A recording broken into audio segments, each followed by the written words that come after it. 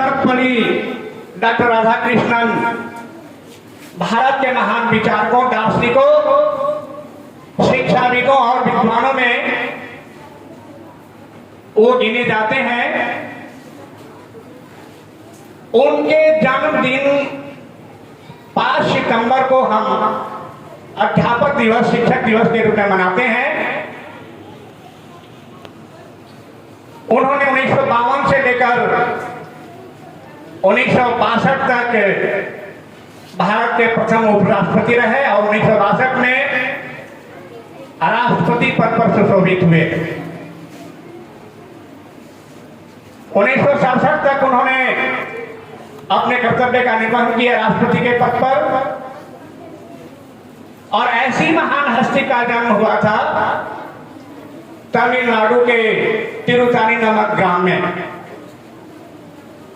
5 सितंबर 1888 को इनका जन्म एक साधारण ब्राह्मण परिवार में हुआ था।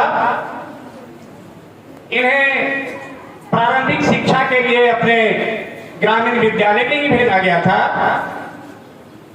और शिक्षा के प्रति इनकी लगन को देखकर इनके माता पिता को बड़ी खुशी हुई और इनको पढ़ाने के लिए कृत संकल्प हो गए। इनके पिता का नाम वीर स्वामी और माता का नाम सीतम्मा था। वे एक स्थानीय जमींदार के घर में टैक्स पदाधिकारी के रूप में कार्य करते थे। बाद में उन्होंने हाई स्कूल की परीक्षा की, ग्रेजुएशन की परीक्षा पास की, कई एक जगह हो उच्च शिक्षा प्राप्त करने के लिए चले गए। स्नातकोत्तर में उन्होंने दर्शन विषय से एमए किया। इसके पीछे एक खास वजह यह मानी जाती है, इनका परिवार आर्थिक कठिनाइयों से जूझ रहा था। इनके पास आर्थिक संपन्नता नहीं थी, लेकिन इनके एक रिश्तेदार के यहाँ से इनकी सारी किताबें उपलब्ध हो गई दर्शन शास्त्र की और मजबूरन इनको यह विषय अपनाना पड़ा। बाद में यह इनका विषय अपने मन अनुकूल हो गया, उचित शिक्षा प्राप्त की। 1939 में पंडित मदन मोहन मालवीय ने इनको बनारस हिंदू विश्वविद्यालय का वाइस चांसलर भी बनाया। विदेशों से इनको व्याख्यान देने के लिए भी आमंत्रित किया गया। और बहुत थोड़े शब्दों में मैं ये बात करना चाहूंगा आपसे। मैसूर विश्वविद्यालय से जब ये जा रहे थे तो इनके पास फूलों से लदी गाड़ी छात्रों ने इन्हें बैठाकर उसमें स्टेशन की ओर ले गए। और after being the president of India, some students approached him and requested him to celebrate his birthday. At this he said, इस पर उन्होंने कहा कि मेरा जन्मदिन मनाने से तो बेहतर होगा ना कि इस देश के जितने भी शिक्षक हैं उस समाज के लिए बहुत बड़े नायक हैं, समाज को बहुत नई दिशा देने वाले हैं वो, और उनके सम्मान में अगर यह दिवस शिक्षक दिवस के रूप में मनाया जाए तो हमें बहुत खुशी होगी। और तब से लेकर सारे शिक्षकों के सम्मान में यह 5 सितंबर मतलब उनका जन्मदिन शिक्षक दिवस के रूप में मनाया जाने लगा। अब ये दूसरी बात मैं कहना चाहूंगा कि शिक्षक समाज का एक ऐसा व्यक्तित्व होता है जो दुनिया में सबको सब कुछ दे सकता है, लेकिन शिक्षा मानव जीवन की सबसे बड़ी उपलब्धि मानी जाती है। और यह बाजारों में दुकान पर शिक्षा नहीं मिलती, पेट्रोल पंप पर नहीं मिलती, किसी अन्य जगहों में यह शिक्षा नहीं मिलती। यह विद्यालय में शिक्षकों के द्वारा यह शिक्षा दी जाती है। और जिसने शिक्षा नहीं हासिल किया वह है अपने जीवन में कुछ नहीं पाया। And I would like to tell you frankly that education is the most excellent achievement of human life. मानव जीवन की श्रेष्ठतम उपलब्धि अगर है तो यह शिक्षा है। जिसके बारे में भर्तृहरि ने कहा है, साहित्य संगीत कला विहीना, साक्षात पशु पुष्ट बिछाना हीना, तृणम न खाताना पीवाना तब भाग्यम परम पशुनामा। आखिर मनुष्य में और पशुओं में यही तो अंतर है ना कि सारे पशुगण भी, सारे जीव जंतु भी सब कुछ ग्रहण करते हैं, सारी बातें समान रूप से मिलती हैं, लेकिन शिक्षा ही एक ऐसी चीज है, साहित्य और संगीत के प्रति लगाव ही एक ऐसी चीज है जिसके द्वारा मनुष्य और पशुओं में अंतर स्थापित किया जाता है। भर्तृहरि ने आगे नीति शतक में लिखा है कि विद्या नाम नरस्य रूपम धिकम प्रथम गुप्तम गणम, विद्या भोग करिय सुखारी, विद्या गुरु नाम गुरु, विद्या बंधु जनो विदेश गमने, विद्या परा देवता, विद्या रासु पूछते नहीं तनम, विद्या विहीना पशु। आखिर शिक्षक को यह सम्मान इसलिए प्रदान किया जाता है, आखिर एक प्रश्न उठता है कि शिक्षक को इतना सम्मान क्यों मिलना चाहिए, समाज का वह समाजिक क्यों है। तो शिक्षक ही ऐसी वस्तु प्रदान करता है हम सारे मानवों को, सारे विद्यार्थियों को, सारे नागरिकों को, जो अन्यत्र दुर्लभ है किसी के द्वारा। यह शिक्षा ऐसी है जिसके बारे में चाणक्य ने लिखा है, न चौर हार्जम न राज हार्जम न भातृभाज्यम न भारकरम, व्यय कृते प्रसत्यम नित्यम, विद्या धनम सर्वधर्म प्रधानम।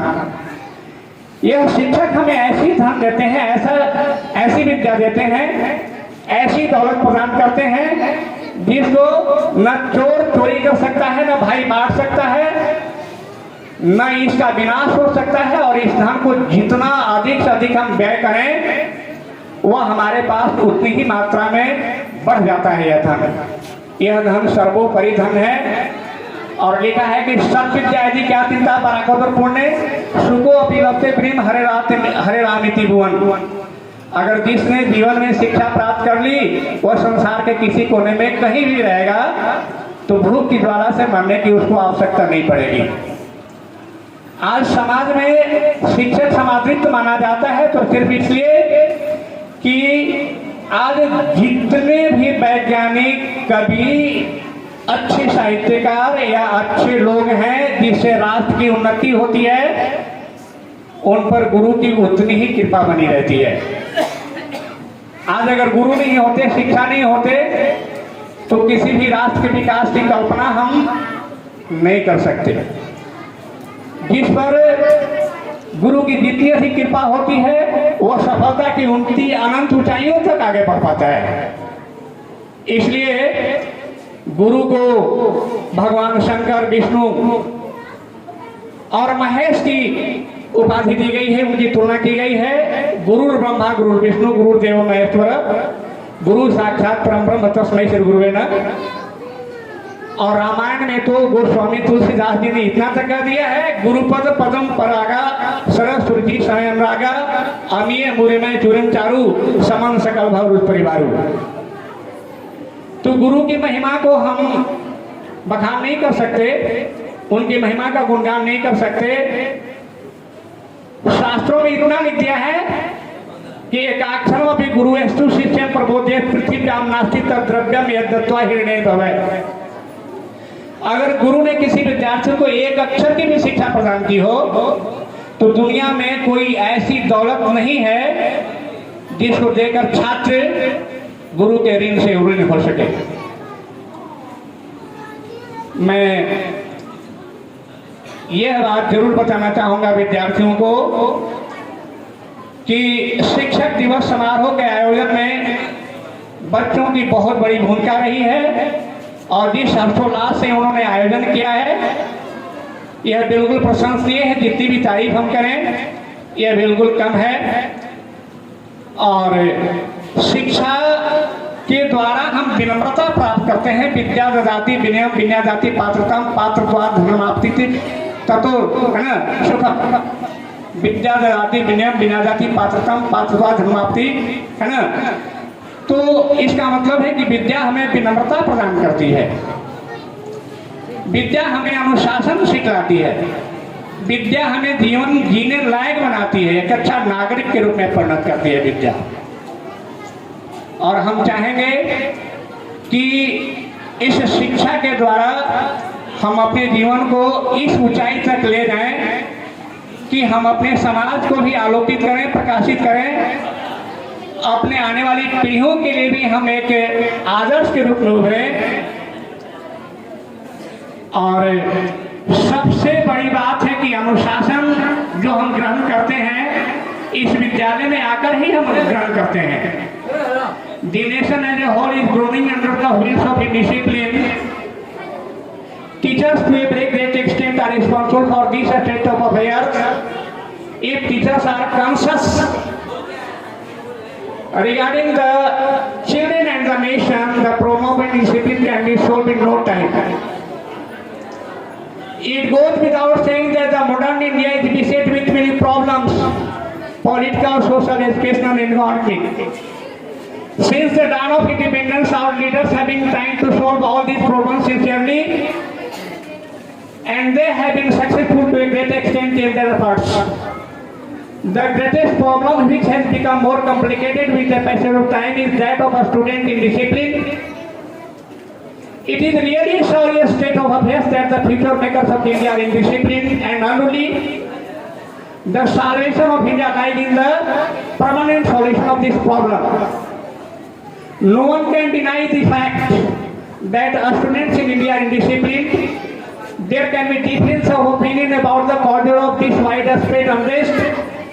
The first and foremost cause of this is our education system. It is really very unfortunate that even after a long period of independence, we haven't been able to evolve a well-planned system of education. We are still dependent upon the old system of instruction, which is the product of the foreign friends. The present system of education doesn't seem to be fair for the long term of life. He gets education because he has got a chance to receive education. He himself has no interest in it. Secondly, power politics has stepped into the whole sphere of education. Petty politicians have made the students tools in their hands and have poisoned the whole atmosphere. Education and politics are wholly opposed to each other. Thirdly, our education system doesn't stress the importance of moral instruction. Fourthly, our system of examination is steep. It doesn't test the true knowledge of examining. A student indiscipline is very harmful to the growth of democratic values. Indian democracy is passing through the stage of development. It requires good citizens to reach maturity perfection. Democracy means liberty, fraternity, and equality. But liberty shouldn't be confused with disobedience. Fraternity shouldn't be taken for hooliganism. And equality shouldn't be considered synonymous with lawlessness. Indian democracy can never be set in the hands of indisciplined citizens. We are flirting in the vacuum of moral values. We are flirting in the vacuum of moral values. We will have to revive old moral values if we want to put a check to the present ever-going sprint test. Moral instruction should be part and parcel of education. Examination system has to change completely. The teachers, parents, politicians, and administrations have to be added in character. A bad teacher creates a bad impression upon our students. A good teacher commands in personal respect and makes good friends. The whole atmosphere in educational institution has to be revived. Then we can think the terms of discipline among the students. I am telling you the fact that discipline is required in every sphere of life. Wherever you go, whatever the department of our living may be, but discipline is needed in every walk of life, in every sphere of life. We must be disciplined if we want to make our nation great. It was Indira Gandhi, Mrs. Indira Gandhi, who used to tell everybody of the future. It is discipline that makes the nation great. I am advising all the students, मैं सारे विद्यार्थियों को ये बता रहा हूँ कि अगर जीवन में कुछ बनना है, कुछ करना है, तो अपने शिक्षक की बातों को ध्यानपूर्वक सुनना होगा, अमल करना होगा और अपने कर्तव्य का निर्वहन करते हुए मंजिल तक पहुंचने की भरपूर कोशिश करनी होगी। जो सफर की शुरुआत करते हैं वो मंजिल भी पा लेते हैं, जो सफर की शुरुआत करते हैं वो मंजिल भी पा लेते हैं। बस एक बार चलने का हौसला रखना जरूरी है, क्योंकि अच्छे इंसानों का रास्ते भी इंतजार करते हैं।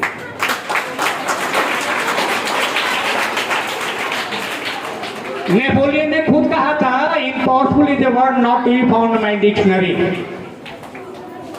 और एक चाइनीज स्कॉलर ने लिखा है, in the whole heaven there is nothing difficult, it is only men's mind that are not determined. A.W. Longfellow ने लिखा है, let us then be up and doing with a heart for any fate, still achieving a still pursuing, learn to labor and to wait।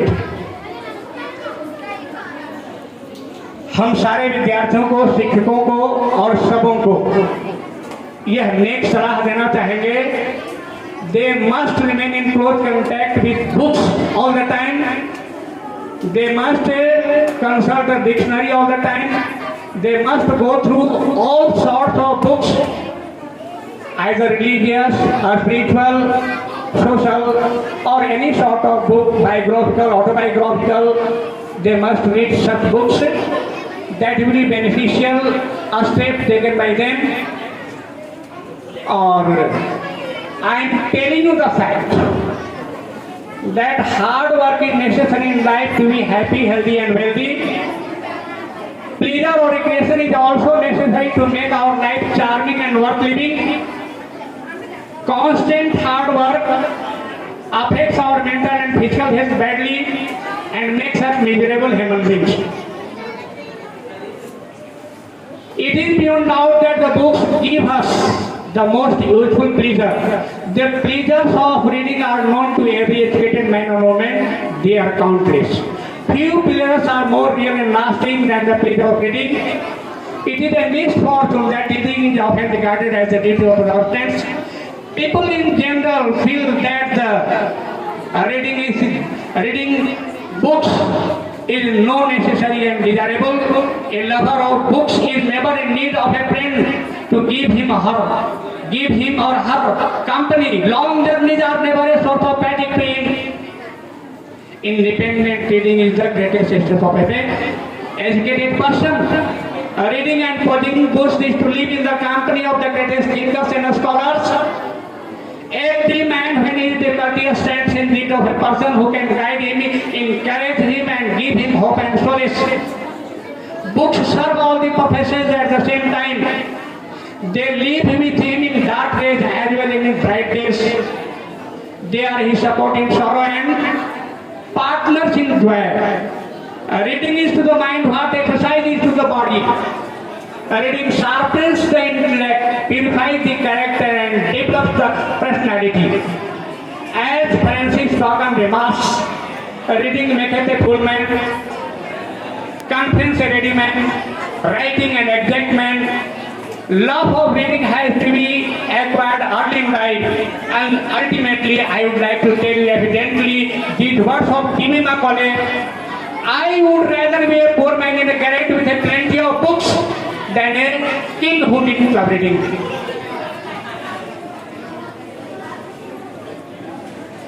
बातें बहुत अधिक अभी भी करनी है, मैं कितनी बात कहूँ ना कहूँ, कैसे कहूँ, ये मन में तो विचारों का सैलाब त्वरित होता है, उड़ता है, लेकिन मैं अपनी बात शॉर्ट में करना चाहता हूँ कि कार्यक्रम भी अभी बहुत ज़्यादा है और मैं अभी एक बात और कह करके अपनी बात समाप्त करने जा रहा हूँ।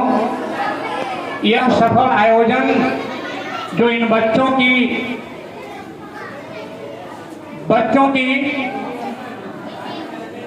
ये देन है, इसमें दो सहेलियां, दो बहनें क्लास 10 की जो हैं उन्होंने बहुत योगदान दिया है और इन नन्हे मुन्ने बच्चों की भी इतनी सहभागिता रही है अंतर मन से और छुपे ढंग से कि यह अप्रत्याशित रूप से जो आयोजन हुआ, यह बहुत प्रशंसनीय है, काबिल तारीफ है। दो पंक्तियां इनके बारे में मैं कहूंगा। रात की चांदनी इनको सलामत रखे। दो पंक्तियां इन बच्चों के बारे में और इसके नेतृत्व करने वाली बच्चियों को मैं कहना चाहूंगा कि रात की चांदनी तुमको सदा सलामत रखे, परियों की आवाज सदा तुमको आबाद रखे, पूरे कायनात को खुश रखने वाला हो रहो, पूरे कायनात को खुश रखने वाला हो, हर दिन तेरी खुशी का ख्याल रखे।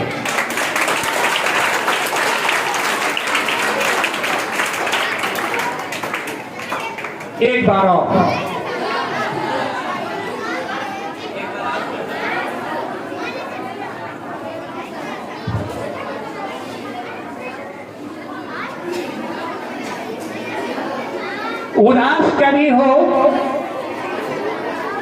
उदास कभी हो तो मेरी हंसी मांग लेना। जिन लोगों ने इतना सुंदर कार्य को सफल बनाया है, बहुत मेहनत की है, मैं प्रतिदिन देखता हूं, मैं कैसे आभार व्यक्त करूं, लेकिन इन पंक्तियों के माध्यम से शायद कुछ मैं दे पाऊं उनको। उदास कभी हो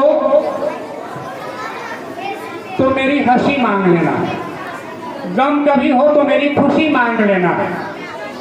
रब तुमको लंबी उम्र दे, एक पल भी अगर कम पड़े तो मेरी जिंदगी मांग लेना।